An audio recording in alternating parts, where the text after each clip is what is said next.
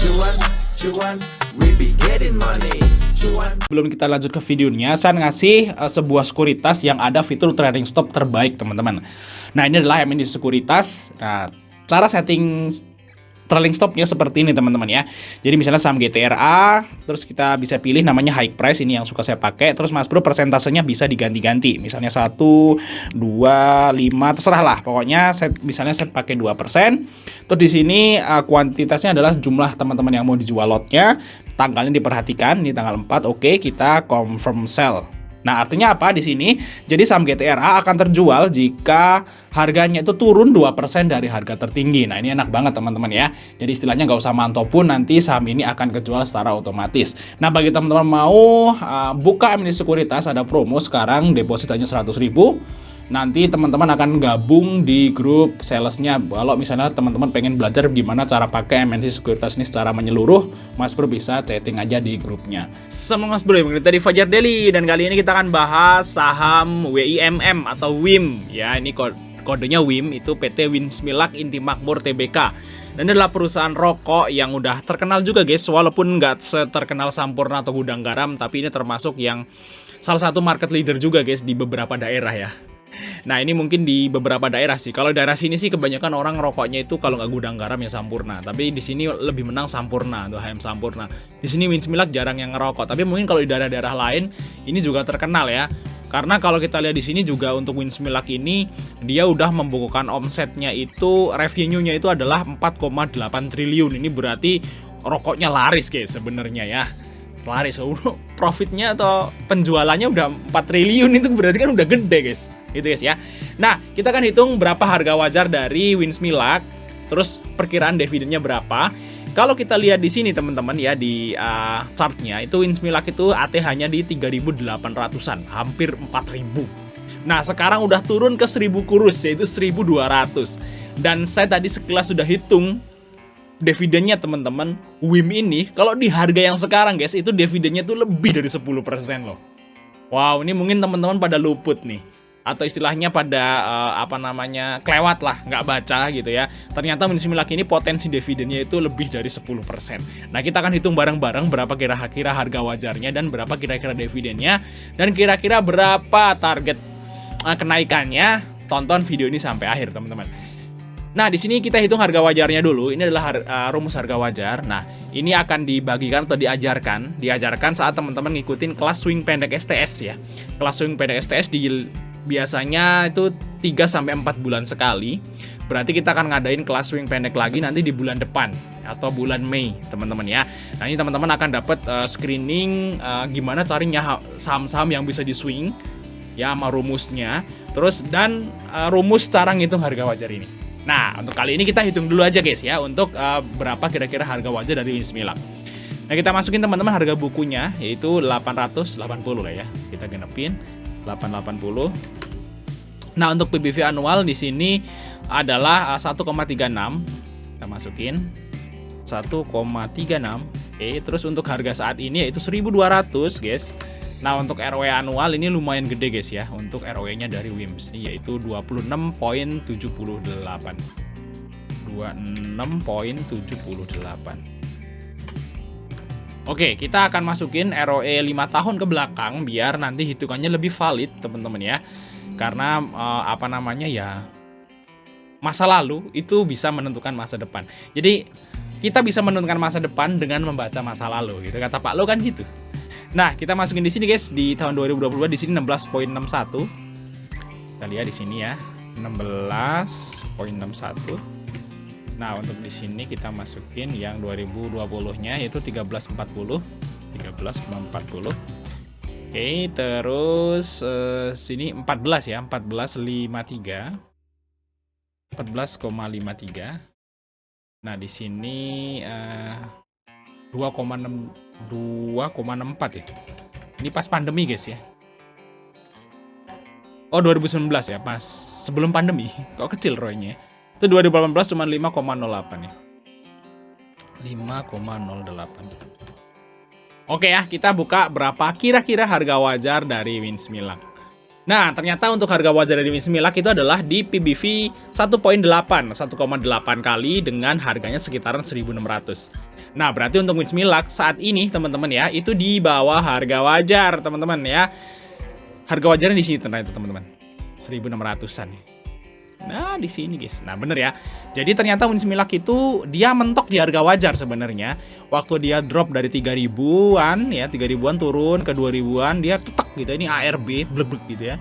Terus dia ketahan di harga wajar, teman-teman. Ini kan dari tanggal 19 Desember 2023 sampai tanggal 22 Maret 2024. Ini lama banget dia ketahan di kisaran harga wajar.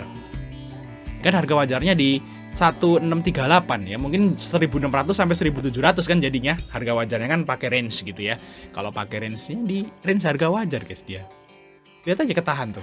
Beneran ya. Terus di ketahan lama di harga wajar, terus ada sebab apa? Ya mungkin karena IHSG-nya memang di awal April tuh memang jelek banget, drop. Makanya WIMS juga ikut drop. Dan kalau sekarang sih saya kira udah di bawah harga wajar dan udah menarik untuk saham Wismilak. Nah, kita akan hitung juga berapa perkiraan dividen, teman-teman ya, biar kita itu lebih yakin. Oh, ini Wismilak itu dijual di bawah harga wajar. Nah, banyak dong di bursa kita yang saham-saham yang dijual di bawah harga wajar kan banyak.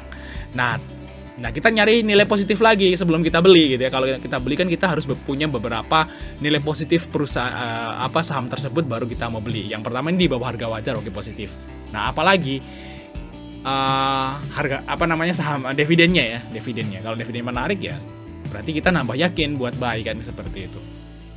Oke, kita lihat di sini teman-teman historis dari dividennya Wismilak. Nah, Wismilak ini kalau kita lihat teman-teman di tahun 2020, 2021 dia bagi dividen 25. Nah, di tahun 2022 itu dia bagi dividen itu adalah 60%. Nah, ini kira-kira mau ngambil yang mana? Dan di sini untuk profit WIMS itu naik guys dari 249 ke hampir 500 miliar. Artinya net profitnya WIM itu naik 2 kali lipat daripada tahun lalu, teman-teman ya. Nah, jadi dia punya IPS sekarang 235. 235 ini IPS yang real. Sekarang sudah rilis kuartal 4, berarti ini IPS real, bukan annuals gitu ya, di 235. Kalau yang di sini itu baru perkiraan ya, soalnya di RT ini belum update. Ini 280 itu baru perkiraan. Ternyata realnya adalah 235. Nah, kira-kira WIM ini mau ngambil dividen yieldnya, DPR-nya yang mana? Kalau 2 tahun sebelumnya dia itu baginya itu 25% dari IPS. Kalau di tahun 2022 dia udah mulai membagi 61%, teman-teman. Nah, berarti saya kira sih karena memang ini udah membaik labanya, saya kira memang WIM ini akan bagi ya minimal separuh lah dari labanya lah ya guys ya. Separuh, berarti kita anggap 50% lah ya untuk DPR dari WIM. Nah, kita hitung aja teman-teman ya. Berarti 235 ya. 235 ya dikurangi 50%. Nah, berarti perkiraan dividen dari WIM di bulan Juni nanti adalah segini. Berarti kalau kita dibagi dari harga yang sekarang itu berarti sekitaran ya hampir 10%, teman-teman. Kalau 50%, kalau 60% berarti di atas 10%. Nice. 9,7 guys. Ini udah sangat menarik ya, kalau menurut saya ini hampir 10, ya kan. Sekelas seperti ini kalau kita lihat sahamnya Astra aja yang dia baru ngajuin 421, Astra itu mau bagi dividen yieldnya sekitar 8% kalau di harga yang sekarang. Terus untuk HMSP itu sekitaran 8% juga, dan WIM ini lebih gede daripada kedua itu. Dan WIM ini kalau dia bagi dividennya segini, berarti dia dividen yieldnya itu 3 kali Bank BCA. Ya, 2 kali Bank BRI, 2 kali Bank Mandiri, 2 kali Bank BNI, teman-teman ya. Ini menarik juga guys untuk dividen dari Wismilak. Kita lihat aja untuk LPPF guys ya. LPPF ini kan baru bagi dividennya, ngumuminnya kemarin, terus hari ini kan terbang sahamnya guys. Ini lemot guys. Nah, ini guys terbang sahamnya sesuai dengan prediksi kita gitu ya. LPPF ini terbang. Sudah bahas di video yang lalu yang kemarin. Bahas LPPF ini beneran terbang. Ini kemungkinan besok masih bisa naik lagi. Tapi teman-teman jangan terlena. Ini habis bagi dividen akan drop. Karena labanya drop dan ekuitasnya juga drop. Nah, ini jadi jangan terlena. Kalau memang udah naik tinggi sampai 2000-an, teman-teman jangan malah masuk, guys. Jangan malah ambil dividennya sih kalau menurut saya. Ya, ambil kapitalnya aja. Nanti kalau dia trap turunnya bisa nggak karuan karena ekuitasnya itu udah turun. Tapi untuk selama sebelum dia bagi dividen kita bisa trading di situ, guys. Nah, itu saya udah wanti-wanti ya di LPPF. Tapi teman-teman di STS udah pada profit, guys. Kalau di LPPF ya, udah pada profit yang lumayan tinggi karena kita ngambil dari bawah. Oke ya, kita untuk WIM. Kalau untuk WIM ini baru, guys ya. Ini WIM ini baru. Teman-teman kalau monetasi ini udah mulai bisa dicicil untuk si WIM. Nah, untuk targetnya ya ke berapa? Nanti saat pembagian dividen ya kemungkinan akan ngehit ke 1600, guys, ke harga wajarnya untuk WIM ini, guys, untuk target dari WIM. Nah, untuk ke 1600-an ini saya kira nanti dia itu pas pesta dividen nanti. Nah, karena dividennya dibaginya bulan Juni, teman-teman, untuk si WIM ini, ya kan? Di bulan Juni ya. Berarti nanti pestanya mulai bulan Mei. April. Kemungkinan mulai setelah